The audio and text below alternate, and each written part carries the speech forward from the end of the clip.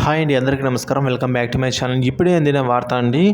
పెన్షనర్స్కి super good news. Pensioners సంబంధించి శుభవార్త అయితే ఉంది. వీడియో ఎక్కడ కానీ స్కిప్ చేయకుండా ఎండ్ వరకు చూడండి, పూర్తి ఇన్ఫర్మేషన్ అర్థమవుతుంది. దయచేసి వీడియోకి ఒక లైక్ చేయండి.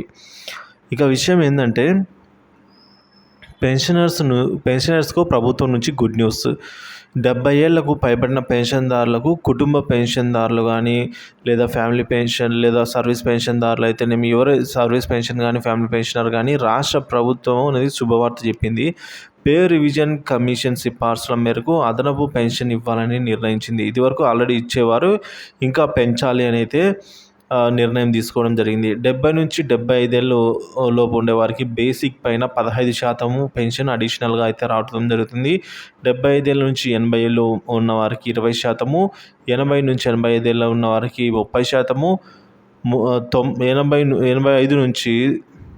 85 నుంచి 95 ఏళ్ళు ఉన్న వారికి 50%, 95 నుంచి 100 సంవత్సరాలు ఉన్న వారికి 60%, 100 ఏళ్ళు పైబడిన వారి అందరికీ కూడా పెన్షన్ అనేది అదనంగా 100% బేసిక్ అనేది డబల్ అవుతుందండి.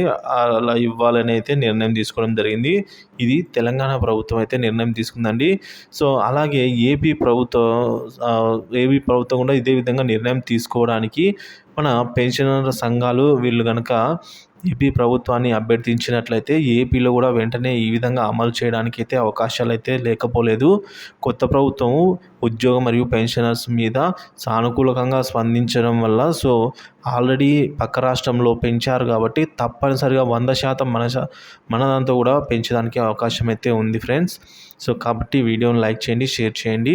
పెన్షనర్స్ అసోసియేషన్ వారి వరకు ఈ వీడియో చేరేలా చేయండి. పెన్షనర్స్ అసోసియేషన్ వారు కనుక ప్రభుత్వాన్ని విజ్ఞప్తిస్తే